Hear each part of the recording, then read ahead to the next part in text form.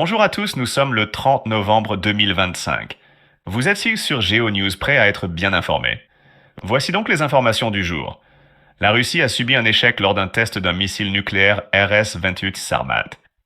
La Russie a fait décoller des bombardiers nucléaires Tu-20 ZM-3 au-dessus de la mer Baltique et près de la Pologne lors d'une mission d'entraînement qui a duré 5 heures. Ces bombardiers ont été escortés durant cette mission par des chasseurs Su-27 et Su-35. En réponse, l'OTAN a déployé des chasseurs suédois Gripen et des chasseurs Euro-Typhoon italiens.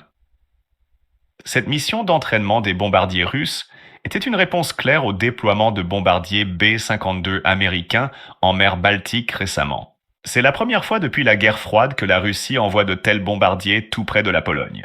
Les USA continuent de faire atterrir des avions militaires cargo près du Venezuela afin de se préparer à d'éventuelles frappes contre le régime de Maduro. Le Venezuela a déployé des systèmes de défense aérien Buk sur son territoire en vue d'attaque des États-Unis. Ce système est comparable au missile Patriot des États-Unis.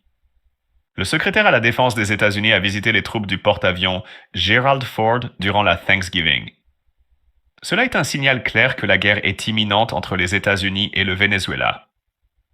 Selon le Washington Post, la Turquie serait favorable à accueillir Maduro si nécessaire. Trump a prévenu récemment que des frappes contre les cartels au sol ne sont pas exclues. Maduro a donné un discours assez solennel 2 jours avant Thanksgiving, ordonnant que le pays soit prêt à se défendre. Le Brésil et la France ont demandé à ses citoyens au Venezuela de se préparer au pire des scénarios.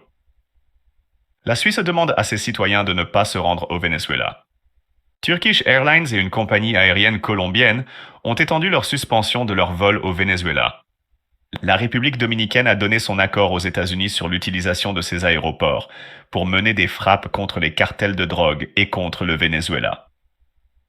Les États-Unis entendent prolonger leur opération militaire dans les Caraïbes jusqu'en 2028. Ceci conclut donc ce Flash Info. Merci de nous avoir suivis.